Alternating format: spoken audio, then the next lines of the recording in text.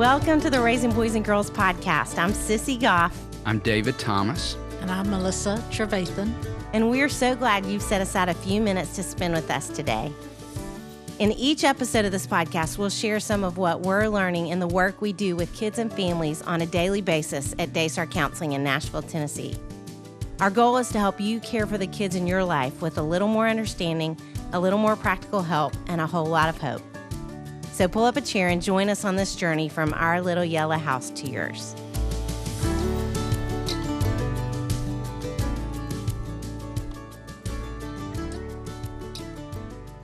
Alli Worthington is known for her straight-talking encouragement and practical tools that help women reach their dreams in business and life. Author of The Year of Living Happy, Fierce Faith, and Breaking Busy, she is a well-known speaker, podcaster, and life and business coach. Her no-nonsense, guilt-free take on business, family, and balance has led to multiple appearances on The Today Show and Good Morning America. Alli lives with her husband, Mark, and their 5 sons outside of Nashville with a pampered golden retriever. We're so excited to have Alli with us today to talk about her new book, Remaining You While Raising Them. Well, Alli, we're so excited to get to sit down and talk with you. We both have been so honored to get to be on your podcast. And so it's really fun to get to flip it and have you on ours. So thank you. Great to be here. I'm super honored to be on yours. Thank you. Yes. And we're so excited about your new book. But we want to start with you telling us a little bit about your family and about how you got to start doing this really important work that obviously you were meant to be doing. Oh, well, thank you so much. Yes. My claim to fame is I've survived having 5 sons. I can't even believe. You are heroic. You have needed David Thomas in your life for a long time. They are now 14 to 24. So 3 of them are officially adults. So now I can go, okay, I think I know what I'm doing. Yes. Also have a grown stepdaughter. My husband and I, we live outside of Nashville and just can't believe we made it with all the boys having all their limbs all those years. But I am a business coach and an author. I write books out of my own experience and just kind of the women I'm working with and women in my audience who listen to the podcast. With this latest book, it was the first book ever that I decided to write where it was from years of people going, could you actually tackle this topic? Never before have I seen that. Wow. I'm so grateful. Me too. Okay, one of the first questions on your website is, what is your superpower? Which we love. So fun. Yeah, and helping moms find theirs seems to obviously be yours. And so will you talk a little bit about what this means and how you hope to help moms through all the amazing things that you're currently doing? Yeah, I feel like my calling in life professionally is just to help women thrive. So sometimes it's a business coach, sometimes it's helping, writers write books, sometimes it's through the books I'm writing. As long as I see here's a place where I can help women lean into their strengths and thrive in life, that's what I'm going to do. And one of the best ways to do that is for women to recognize what our strengths are, what our superpower is, because it's not a natural state for women. I could ask you guys, but I guess a lot of it is culturally. Women aren't taught to lean into what their strengths are. Guys, even to acknowledge because it's bragging. Right. Oh, yeah. Heaven forbid all of a sudden we say we have a strength and then we're narcissists. That's the thing, especially in the Christian community. Women are so focused on making sure that we're humble, which we do want to be humble. That's good. But humility is just an accurate representation of yourself. You can be humble and say, here are all of my strengths. Like, here's what I'm great at. Here's my superpower. So it's just a quick way for me to be able to tell women, here's some of your God-given gifts. Here's what you can lean into. I love being able to do it. You even do it on Instagram where you were so sweet to include me one time, but it's that kind of women worth following. Is that what it's called? Yes. Which is so dear. It's so fun. And we called it Women Worth Following because the last name of Worthington. But some women were like, well, aren't all women worth following? I was like, oh, sorry. It's just a play on my name. But yeah, it's fun. I highlight 9 women every month who are doing good things. David's not on social media other than kind of through Raising Boys and Girls. But if I were, I would follow those women. You would follow those women. Yeah, that's true. You're protecting your mental health by not being on social media. That is exactly right. Okay, your new book that I Yeah. said we're so excited about, we want everyone to get a copy right now, is called Remaining You While Raising Them. I love the title so much. You talk about unlocking the secret of guilt-free motherhood. Will you say more about why this book is so important today? Yeah, this is the book that for years people asked me to write. Now, as an author, I never wanted to tackle marriage or family because I felt like if I talked about marriage, I would instantly get divorced. Or if I talked about family, one of my children would go to prison, right? Like, Or lose a limb. right. I'm not going to tackle that. That's not what I want. Brilliant. But years and years went by and people would go, we really need you to talk about this. You know, you're balancing career, you're coaching women, you have kids that seem to be doing well. Let's dive into it. But it wasn't until I sent a survey out to my audience, a really in-depth survey. Over 1,000 women took it. Took about 20, 25 minutes. And a lot of women said that they had to stop halfway through and come back because it was so difficult to answer the questions. And it was seeing those answers of how women are struggling that I went, okay, I can risk tackling this topic for other moms. Yeah. Yes. Yeah. We love especially the way you broke this book down. And so we'd love to have you talk a little bit about how you did that. And then let's start with dissecting. I love Modern Motherhood is Broken. Talk a little bit about that. Yeah, and that was the obvious result of this survey that I sent out, where I asked women how often they dealt with mom guilt. And I think 56% of women said every day or many times a week. Wow. And here's something that's surprising. The biggest individual cause of mom guilt that they reported back, it wasn't husbands or themselves or relatives. It was social media was the trigger. Wow. So we're living in a culture with all this pressure on moms, but social media is making it worse.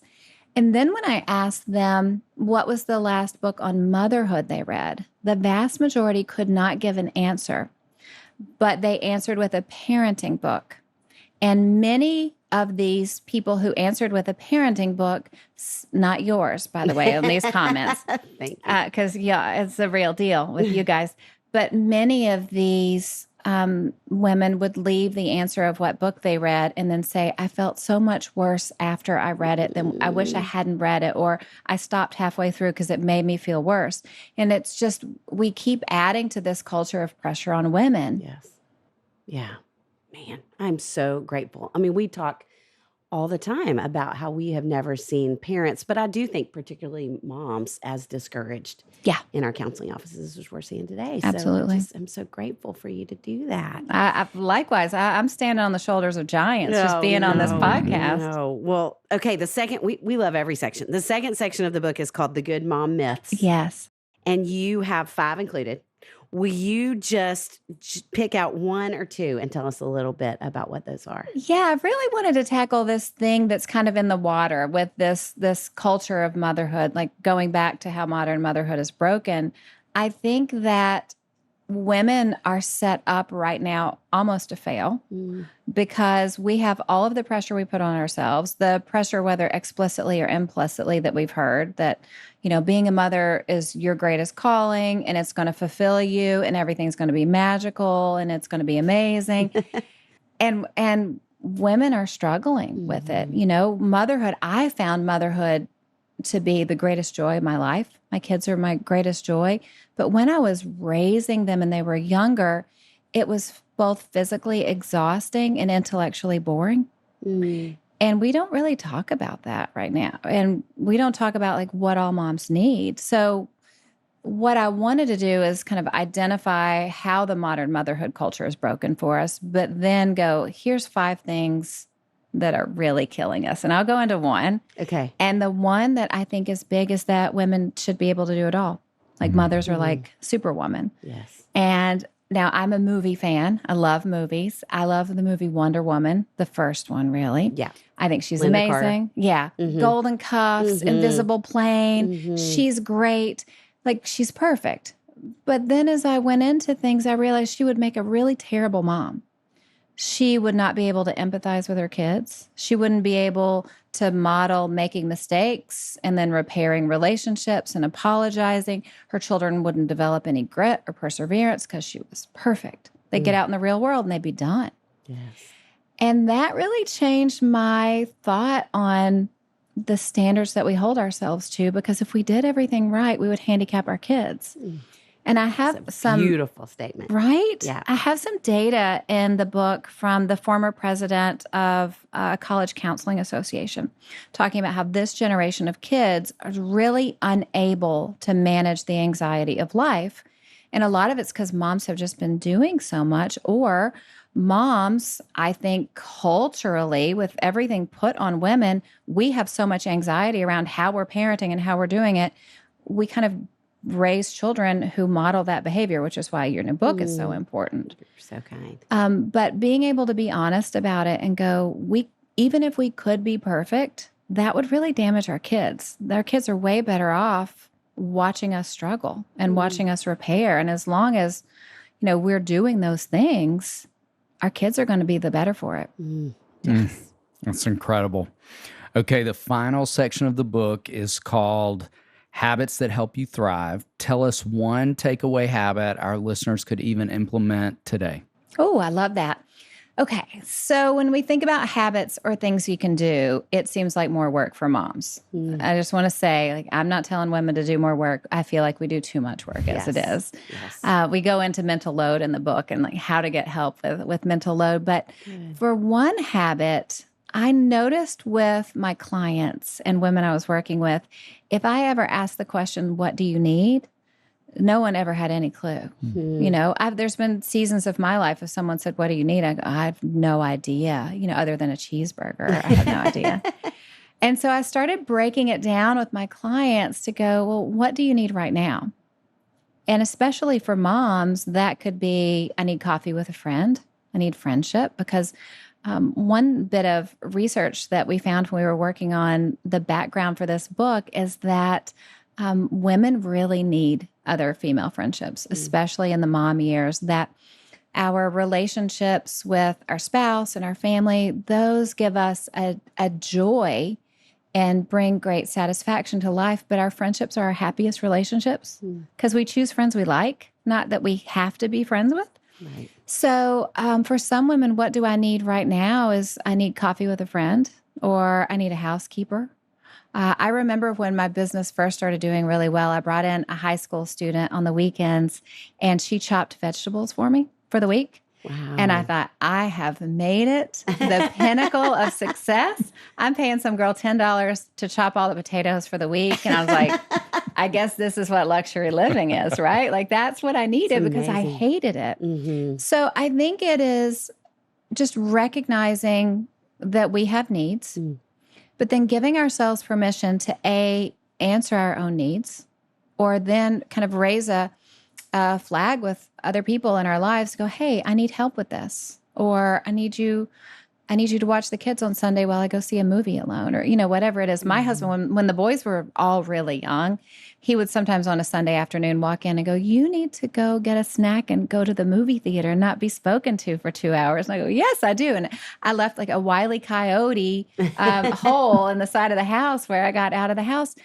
But I think that it's really healthy, not just for us to start checking in to go, what are my needs right now? How do I take care of them? But to model that for our children, because our daughters need to see that as women, it's okay to go, hey, these are my needs right now, and I need to get them met. And it's good for our sons to be able to see that from their mothers too. So just that one simple habit of asking, what do I need right now, as a check-in with yourself. It's a real game changer for women. I keep it on a Post-it note in my office, and also have it on an index card in my car.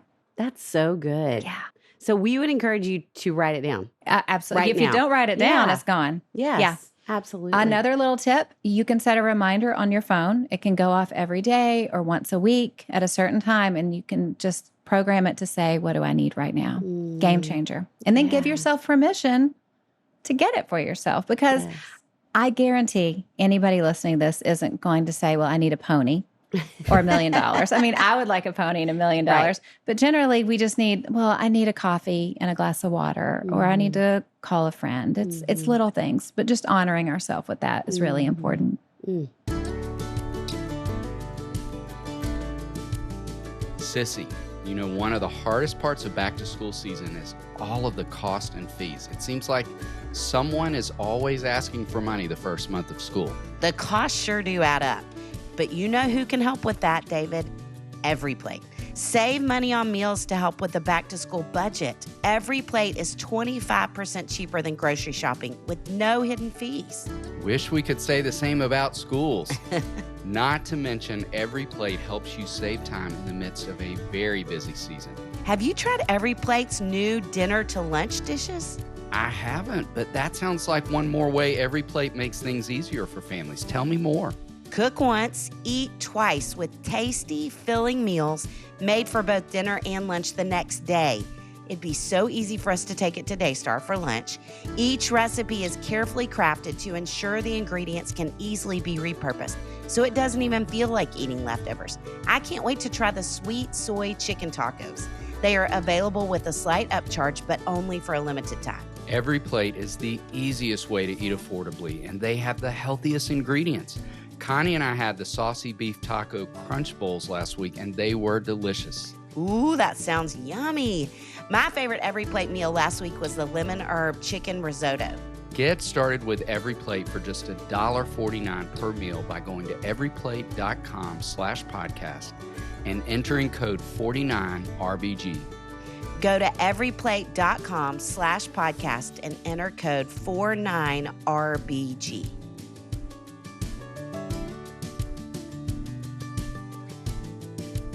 Sissy, have you got any vacations planned to close out the summer? Actually, David, I am going on an Alaskan cruise next week. I was a little nervous about getting seasick on it, and I've already been thinking that I've got my relief band to help. I don't know how you could do a trip like that without Relief Band. Perfect timing for them to be sponsoring the podcast. Relief Band has seriously been a game changer for me all summer long. We spend most of our days out on the boat at the lake, and Relief Band came to my rescue many times. Relief Band is the #1 FDA-cleared anti-nausea wristband that has been clinically proven to quickly relieve and effectively prevent nausea and vomiting associated with motion sickness, anxiety, migraines, hangovers, morning sickness, chemotherapy, and so much more. Every parent needs Relief Band in their travel and first aid kits. It's literally a band you wear on your wrist to give you relief from nausea and uses technology that works with your body. So it's safe, drug-free, and has 0 side effects. It's that simple. Plus, Relief Band both treats and prevents nausea, so you can help stop nausea from becoming a problem in the first place. Right now, we've got an exclusive offer just for Raising Boys and Girls listeners. Go to reliefband.com and use promo code RBG to receive 20% off plus free shipping. Head to reliefband.com and use our code RBG for 20% off plus free shipping.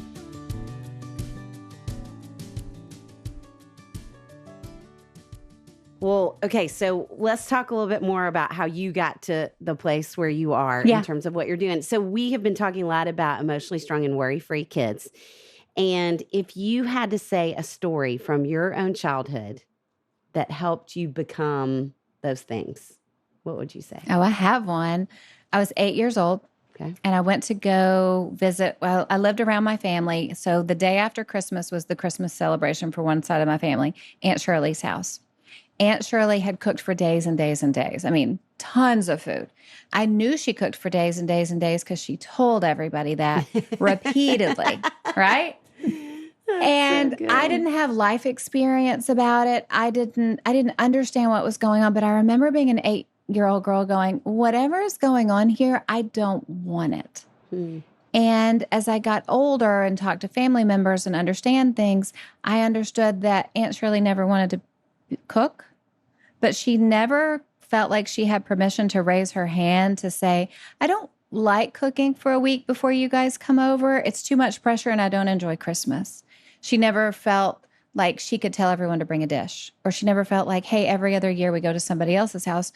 So she ended up being upset about it all those years and being bitter.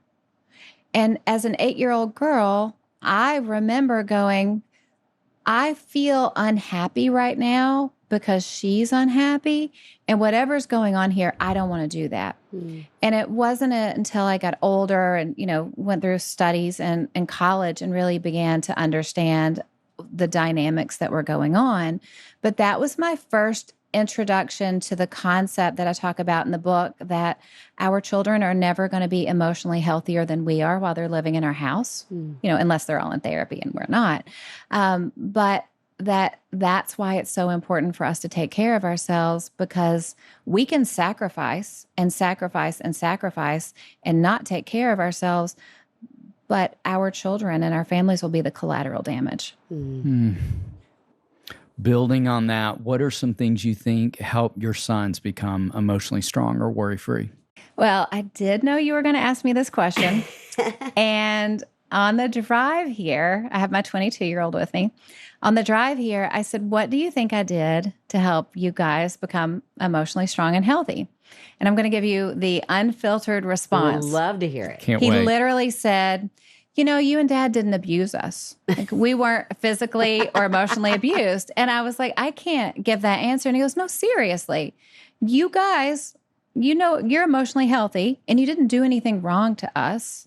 And because of that, we're fine. And then he said, and you are pro counseling. He had some health issues. So I put him in counseling when he was going through that. But it led us to have this discussion, which ties in with the message of the book. He just said it in a 22-year-old guy's way, that it's not so much everything we do, it's who we are.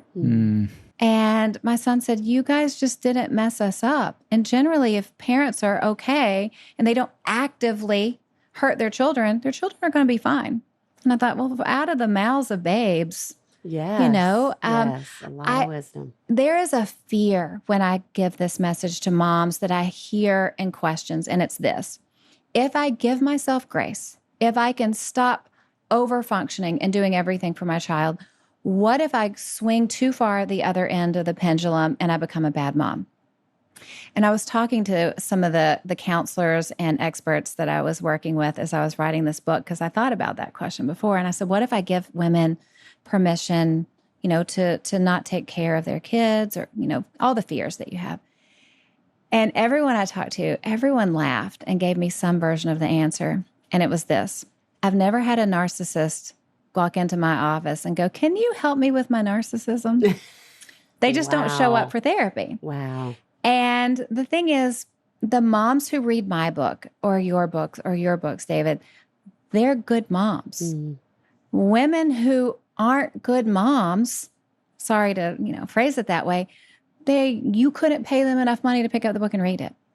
And the women that we're serving have a genuine heart to be good moms. They're probably doing 10 times more than they need to be great moms. So like, if you're listening to this podcast, if you're reading these books, you're already a great mom. And to be given permission not to overfunction and not do too much, the pendulum's not going to swing the other way. That is a great truth. Great. Yes, I love that. So, okay, thinking about these guys, what is something you would say in your early years of parenting that you worried about that you wish you hadn't? I worried about everything. I was the most anxious mom, especially with my first one. I was the one that cut grapes up into 18 pieces. Anything that I didn't send my oldest to preschool because I was sure he was better with me. And what if something happened and he was away from them?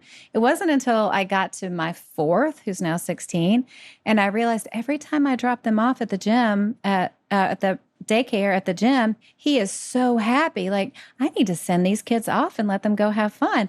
I was worried about everything.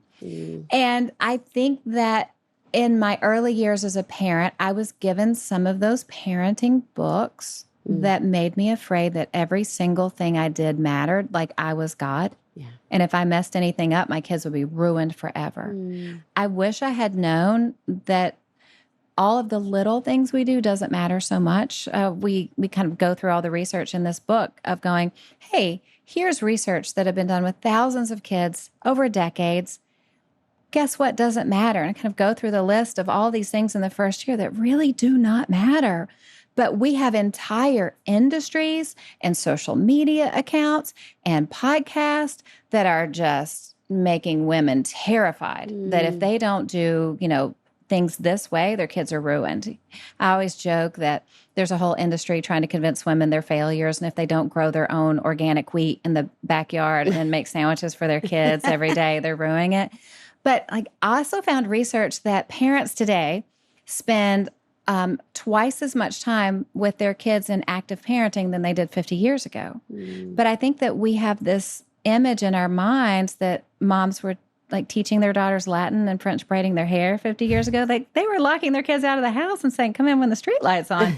And no one was talking about emotional health. Right. So I think that we need to be careful as moms to not buy into all the messaging and just to be honest that there are a lot of business models built on making us feel bad. Yes. I think the one parenting book my mom read was Dr. Spock. Oh, yeah. And the only thing she got from it was smile at your child. I mean, isn't that funny? That was her bar, which is a great bar. And my sister and I smile a lot. And I think it's maybe part of why. I was going to say she knocked it out of the park in that space. So funny. I mean, the things now that everybody's trying to get right. Yeah, just so grateful for your message. I remember back in the Oprah days, the Oprah show days, I think she had somebody on, or maybe she was talking, and I remember them having a conversation that you want your eyes to light up when your child enters the room. Yes. And I thought, oh, I can do that as a mom. Like I can't grow wheat and make sandwiches or French braid hair, but when my kid walks in the room, as long as something awful hasn't happened, I can smile at my kid. And that says a lot. Says a lot. And according to my 22-year-old, the bar was low and we jumped right over it. That's so good. Along those lines, what is one statement you wish someone had said to you when you started this parenting journey? That being a good mother is less about what I do and more about who I am. That we don't have to do a million things to be good parents, but if I'm emotionally healthy, I consider emotional health a combination of spiritual health, mental health, and relational health. If the more emotionally healthy I am, the natural overflow of that will be healthier and happier kids. That it doesn't matter what age they're potty trained. It doesn't matter if they go to a preschool that focuses on one type of learning versus another, all these other things. What matters is that I am okay enough not to set a tone in the household that is unhappy. Then I go back to 8-year-old Alli thinking about Christmas going, I'm not having a good time, even though she thought and was 100% genuine, she was going to give everybody a great time with food. Her being angry and, not trying to speak ill of her, but her being angry and bitter about it made everyone not have a good time. Yeah.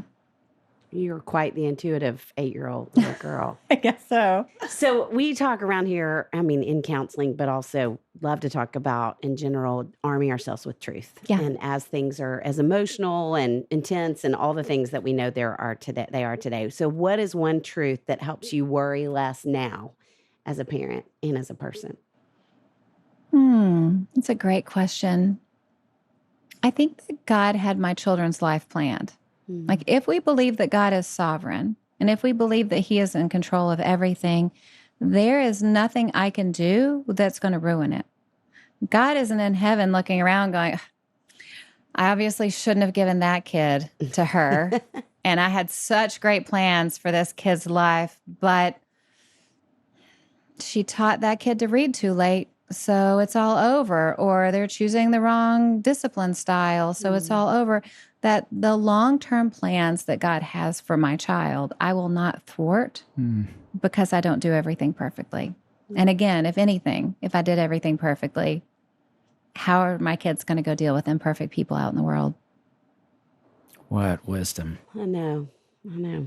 Okay, we like to end with something fun and food related. Although I would like to talk longer. I know. We could go all day. Already, I know. She's got to go hang out with that fun 22-year-old that true. answered the question. To go to the That way movie. you can get in the way of that. So we want to end with something fun and food related. Okay. A 2-part question. First part is queso or guac. Second part is what's your favorite taco? Oh, I like that. Queso or guac. It would have been queso, specifically a brisket queso that I got in a restaurant in Texas one time. It did change my life. Wow. But sadly, the Lord and I are going to talk about this one day. For the past 5 years, I've been dairy free. So now it's guac. Yes. And I'm not a taco person. I am a fajita person. Okay. Any Mexican restaurant, I order the largest thing of fajitas. Chicken, makes me steak. happy. All of it. All of it. Give me fajitas for 2. I will tackle those fajitas. That is awesome. Alli, thank you. You are just a delightful person. You're so warm and engaging, and it's Larry Crabb, we talk about this a lot, but Larry Crabb, who was a psychologist that died recently, and he talked about how everybody longs for someone who will jump up and down over them. And that is what you're doing in the world with your kids, obviously, but with so many women. And we're just so grateful for the difference you're making. Yes, absolutely. Thank you for being with us today. Mm-hmm. Thanks for having me.